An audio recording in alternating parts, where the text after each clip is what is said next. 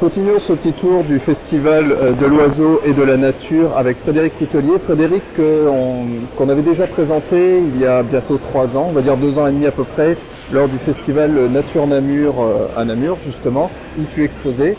Est-ce que tu peux nous parler un petit peu de l'évolution de ton exposition justement? Oui, tout à fait. En fait, l'évolution de l'exposition, donc je représente une partie des tirages qui ont été faits à Namur. Évidemment, je complète au fur et à mesure des images que je prends.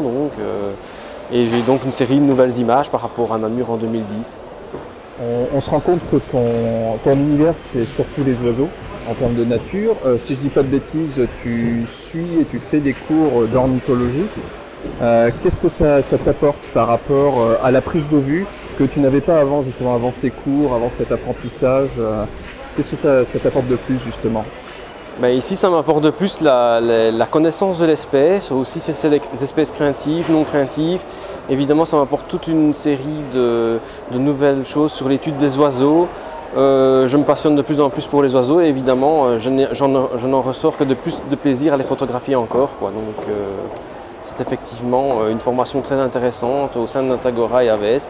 Et ils font aussi une formation photo à l'heure actuelle.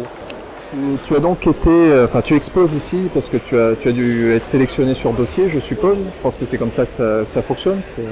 Tout à fait. Donc on propose un dossier au Festival de l'Oiseau, donc tout comme à d'autres expositions, et ils nous disent si on est accepté ou refusé. Et ici c'est la première fois que je participe, et donc ils ont dans le cadre du village photo, et ils ont tout de suite accepté le dossier assez rapidement. J'en suis très content et je les en remercie. Sans vouloir faire de publicité particulière pour le festival, mais en termes d'organisation, tu as déjà fait plusieurs expositions, que ce soit en Belgique, que ce soit en France.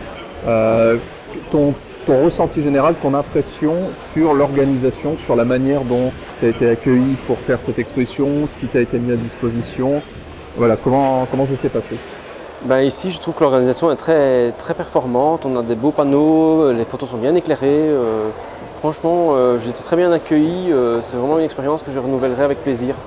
Et donc pour terminer, il y a 2 ans et demi, on avait présenté une autre photo. Justement, là cette année, laquelle tu souhaiterais mettre un petit peu plus en avant et surtout nous expliquer la démarche qui a fait que tu es arrivé à cette photo?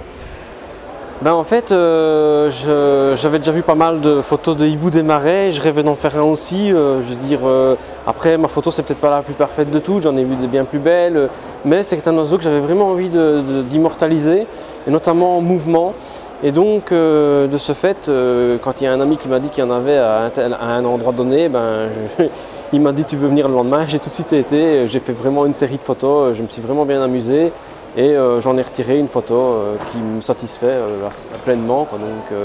Et je suis vraiment content d'avoir fait cette photo ici en février, donc c'est assez récent. D'accord, donc c'est une photo qui a été prise en France ou à l'étranger?